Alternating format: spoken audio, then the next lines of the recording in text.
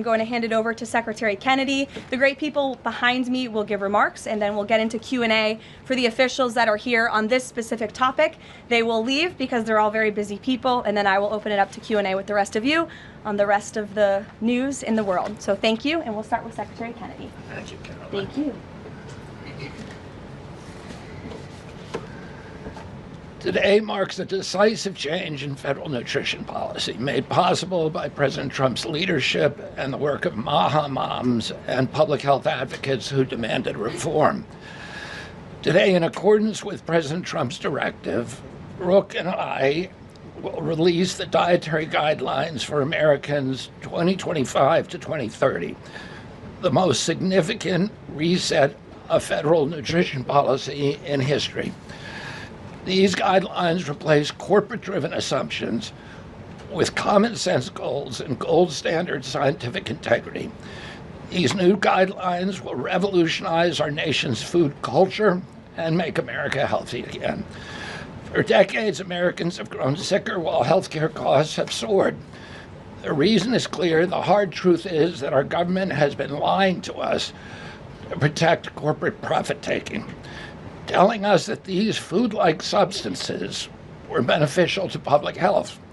Federal policy promoted and subsidized highly processed foods and refined carbohydrates and turned a blind eye to the disastrous consequences. Today, the lies stop. The new guidelines recognize that whole, nutrient-dense food is the most effective path to better health and lower healthcare costs.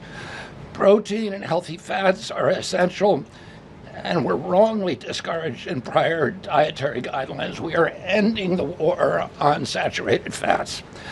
Diets rich in vegetables and fruits reduce disease risk more effectively than many drugs. Whole grains outperform refined carbohydrates.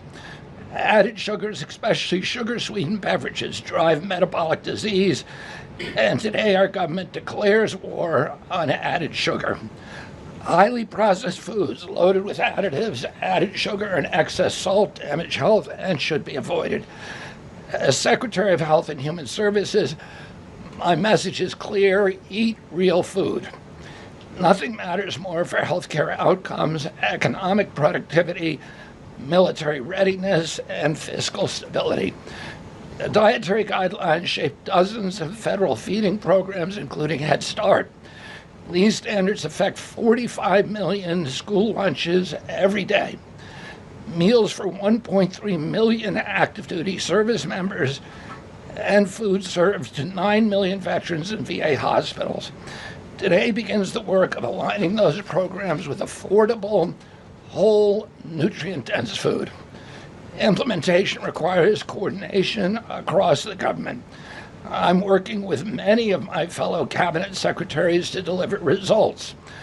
I want to thank Bobby Mukamala, thank you very much, who is the president of the American Medical Association, for committing to mobilize the medical community on nutrition. And I thank also the American Academy of Pediatrics for partnering on this effort. I also look forward to working with Dr. Jay Bhattacharya and Dr. Marty McCary to fund and prioritize rigorous nutrition research at the NIH and at the FDA. The stakes are measurable and severe. A Johns Hopkins analysis estimates that 48% of every federal taxpayer dollar now goes to healthcare. The CDC reports that 90% of healthcare spending treats chronic disease. That means that 40%, 40 cents of every dollar that taxpayers pay in this country is going to treat diseases that could be averted through good food. The United States has the highest obesity and type 2 diabetes rate in the developed world. We spend 3 times more per capita than the European Union on healthcare, yet our life expectancy is 5 years lower, largely due to diet-related chronic disease. Our childhood obesity rate is 5 times higher than countries like France. 1/3 of U.S. teens have prediabetes, over 35% are overweight, or obese, and 20% of young adults have non-alcoholic fatty liver disease. 77% of military-aged Americans are ineligible for military service because of diet-related conditions. If a foreign adversary sought to destroy the health of our children, to cripple our economy, to weaken our national security, there would be no better strategy than to addict us to ultra-processed foods. It's shocking that our own government helped to drive these cataclysmic changes in our diet. The damage is real, it is preventable, and President Trump has ordered it to end. If the United States reduced obesity, type 2 diabetes, heart disease, and Alzheimer's to Japanese levels, we would save approximately $600 billion a year. About 50% of Medicare's projected long-term deficit, or $5,000 per family annually. Current policy worsens the problem. 42 million Americans rely on SNAP, where common purchases include sugary drinks, candy, and chips. 78% of SNAP recipients are enrolled in Medicaid, and 90% of Medicaid spending goes to chronic disease. These incentives raise healthcare costs and undermine health. This must change. A new framework centers on protein and healthy fats, vegetables, fruits, and whole grains. And you can see the food pyramid here.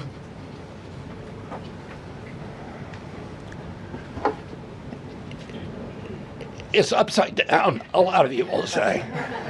But it was actually upside down before, and we just righted it. For the first time, the Dietary Guidelines directly address ultra-processed foods and set firm sugar limits in federal procurement, driving a significant reduction in added sugar in school meals. I want to thank President Trump for his leadership and the partners committed to ensuring that federal food dollars support real food and better health. Thank you. And I want to introduce my partner and a friend, Brooke Rollins, who was an extraordinary collaborator on this. Thank you.